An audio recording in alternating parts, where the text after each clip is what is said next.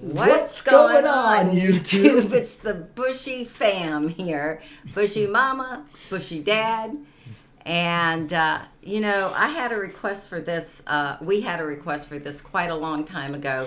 And since Bushy Dad is the guitar expert, and by expert I mean expert in this family. Yeah, there you go. That's right. I know more than other family members. That's All it. other family members. So I've been procrastinating, and you have to kind of talk him into this stuff. So here we are. This is Yanni Mulana. How do you say that? Mulyana? Mulyana. Yana Mulyana. And this guy is a handicapped person who plays the guitar. Okay.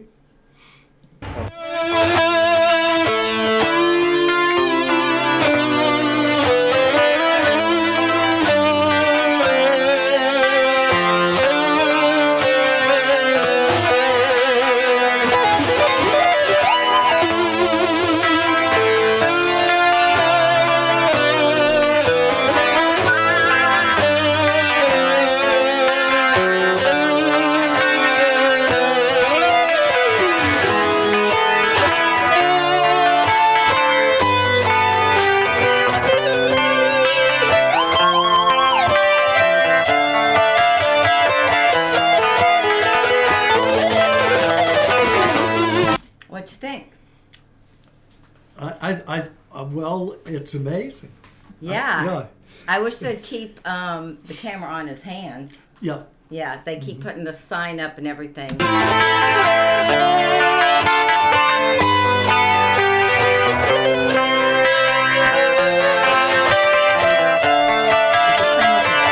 Is he playing with his knuckle over here? I think that's what he's doing. He's also working the vibrato, and then he's and it looks like only a few of his fingers work real, like his thumb works good on his right hand, it looks like. And he's using that mostly in order to fret.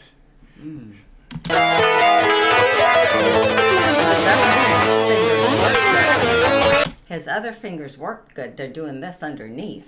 So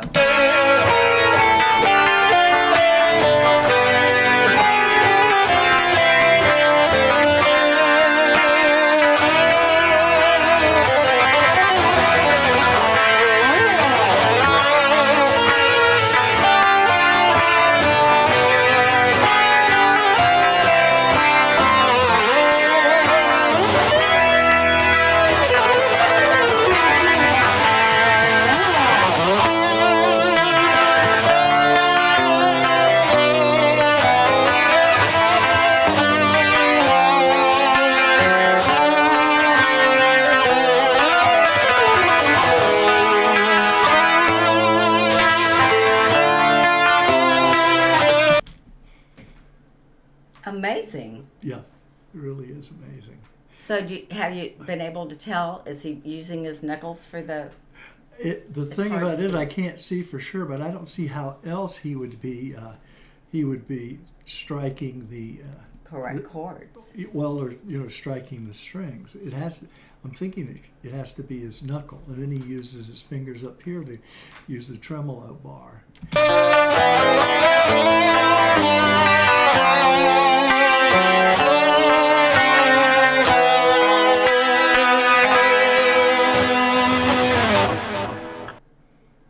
Oh, that was it. It's a several-parter thing, I think, but we don't have to. I know you're not going to sit through several parts. You're like me.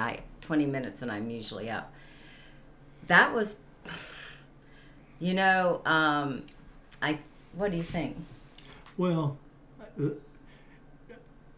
I remember when I took sign language and then did kind of a study on sign language, and humans have certain capacities. And like for language, it's the type of thing that if you can't speak and you have someone else next to you who can't speak, you two will develop a way to communicate with one another. And it's like if you have a body that doesn't work very well, but you've got music in you, then you're going to find a way to do it. And that's the thing that I love about this. Yeah. You know, this guy, he can participate, he can make music, he can essentially express something in him, even though his body isn't going to work as facilely as another person, but that there's a part of him that expresses this, and he does it beautifully, you know. Yeah. Even though he shouldn't be able to, but he can, and he does. And that to me is what's the most amazing thing about human beings, is it's like if you have something in you, sometimes or most times or many times you'll find a way to express it. And that's what's so beautiful here with our little brother, Yeah. that he's doing this. Yeah. I bet his parents were thrilled that he had the motivation to find something that completed him. There's so many times as a therapist, I'd work with a patient who had every ability to get better, but they didn't know how to dig deep and find it. Yes, yeah. But this guy's got it. Yes, he does. He's bless his heart. Yes. You know? And now he can create things, and we can listen. We can go, oh, that was beautiful. Mm-hmm. Those are amazing things to me. Yeah. Now, I have a question for the listeners. Now, this looks like it comes in parts. Are they interviewing him in future parts or what? So let us know, because I need to see if this guy will be interested in sitting back down with us and going through the other parts, especially if it's an interview part. Because gosh, I could play this on Inspirational Sunday, because he's such an inspiration. That's exactly right. It's and you see a number of people who achieve amazing things despite a lot of stuff in the way. There was a psychologist early on. It was Adler, who he had worked at at that time. They had freak shows, and he was a physician, so his job was to work with the people who performed in that show. And what he noted is that a lot of them did stuff that was absolutely impossible for them to physically do. And he developed a whole theory then based on this overcompensation, or this compensating, or this ability to do stuff when we shouldn't be able to. And that, this is part of the human capacity. It's to do that, to overcome to look at him, he would go, if somebody said, and he wasn't playing the guitar, well, this guy plays guitar. He does it really good. I'd go, I don't think so. Yeah. And instead you look at him, and it's wonderful.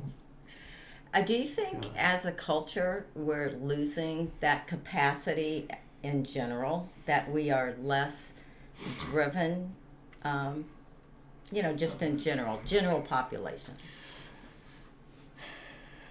Well, we've had a long period of time with where a lot of the popular media wants us to focus on grievances and focus on what we don't have and what you have and I can't have, or the privilege that you have that I don't. This guy's got no privilege.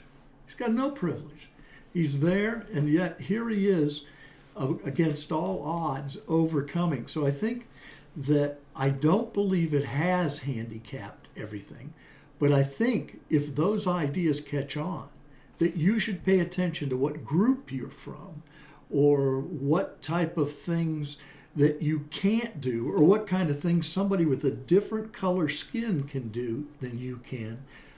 I think you're going to be hampered in being able to do what you do. I work with people at the hospital all the time who They have mental illnesses, they have all kinds of problems, and yet, they still wind up doing well, going out and contributing. And if you break that by having somebody focus instead on what they can't do, you've ruined something. You have ruined something that normally motivates the normal person. I imagine at some point in time, I got no idea what the story is, but it was like, I want to play the guitar. Yeah. Everybody's going, Yeah. I can see what, my parents would have gone, no, we're not getting you a guitar. That's a waste of Yeah. money. No, it wasn't. No, it wasn't. Props to his family. Yep, that's exactly right. So, yeah. Like, Nick Vujicic. Hey, you heard of him? Is that the guy with no arms or legs? No arms or legs, Yeah, and yeah. he swims, and he Yeah. does all kinds of stuff. Married and stuff. And it's just it's just that they have found that place in them that can give them that extra that they need. Right. And they need it. They need the extra. Well, and the other part, think of who was the greatest, essentially, physicist of the later part of the 20th century? Who is it everybody would say? Who would you say? Physicist? Yeah, the What- greatest physicist. The one that was known to almost everybody. Okay, give me multiple choice. Never mind. The Cause guy I'm thinking of is Stephen Hawking. Oh, Stephen Hawking.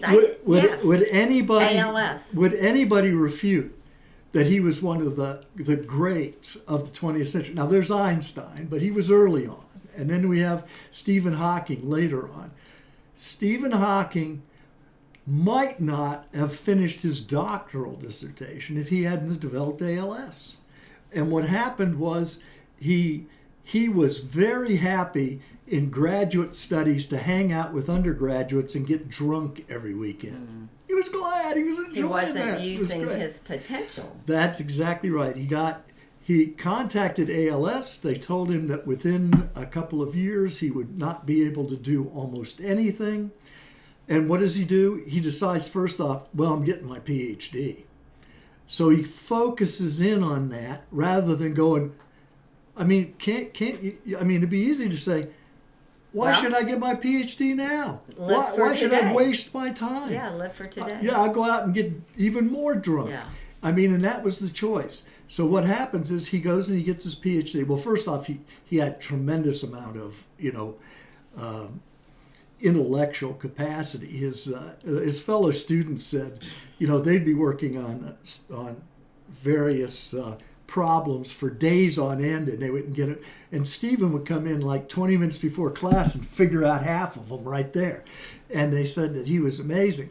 But the thing was, would that amazing ability have been focused had he not Had to face what he develop was facing. a horrible, debilitating Neuromuscular disease. neuromuscular disease?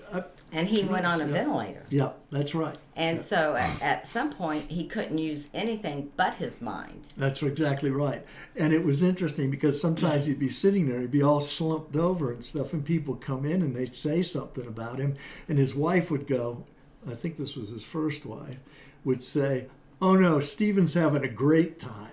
He's thinking. He's all in his mind. And that's what he would do. He would go there and he would enjoy himself and he would think and he would come up with really cool stuff.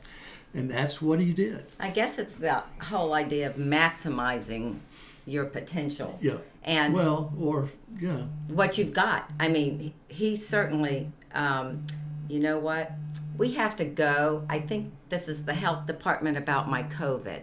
So until next time, you two, smile like you mean it from the Bushy Fam.